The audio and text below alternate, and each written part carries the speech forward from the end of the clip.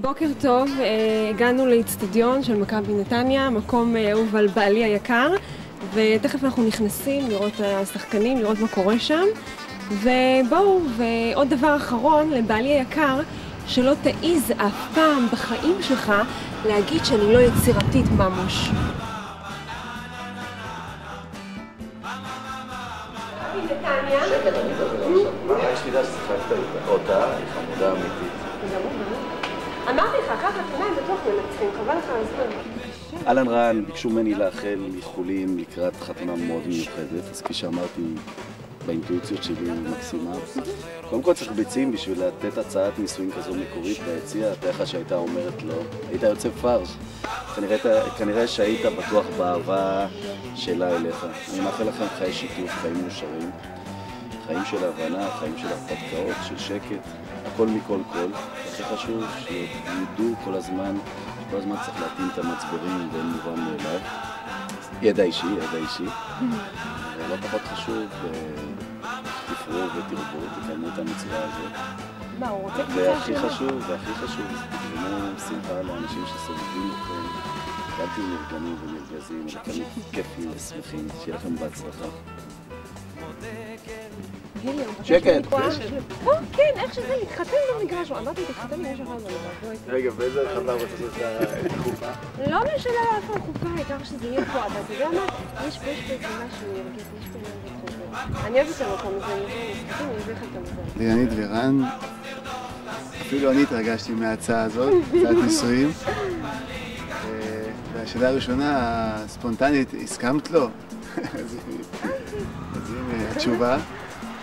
אני מאחל לכם אושר באלף, שתהיו שמחים, ברור שגם אושר בעין, אבל לדעתי הסוף זה להיות מאושרים באלף. היא אומרת שיש כאן אנרגיות חיוביות. אני מקווה שהיא צודקת ותמשיכו ליהנות ממכבי נתניה. ואל תשכחי שההצעה תתקיים ממכבי נתניה. שיהיה לכם בהצלחה מכל הלב ומשפחת מכבי נתניה. ששון, השוער האגדי, רוצה לברך את רן, בבקשה. רן בעלי, האוהד מספר 1 של מכבי נתניה, הוא חולה עליכם. רן, שלום.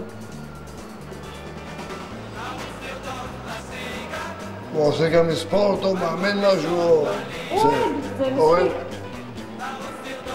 כל הכבוד לו, הוא אוהד. אני מאחל לו חיים ארוכים טובים ומאושרים.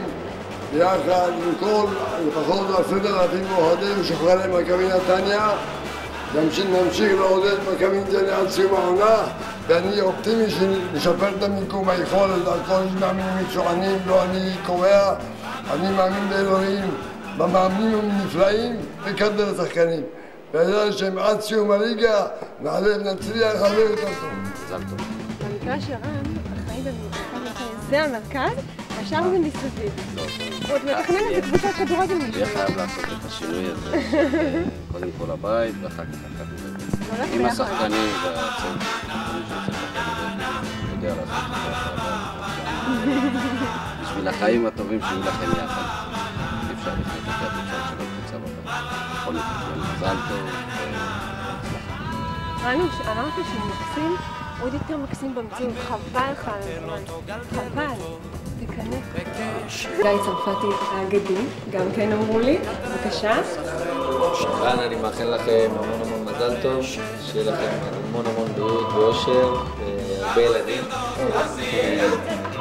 וזהו, אני מאחל לכם שכל החלומות שלכם יתגשמו, שתגיעו ביחד למשחקים של מכבי נתניה. ואנחנו נעשה את העבודה שלכם, ומקווה לעשות לכם המון נחת, שיהיה לכם המון בהצלחה ומזל טוב.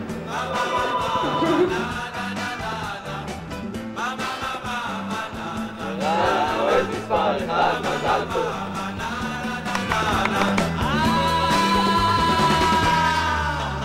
עכשיו שף אותו, צפצף אותו, נפנף אותו כמו דגל,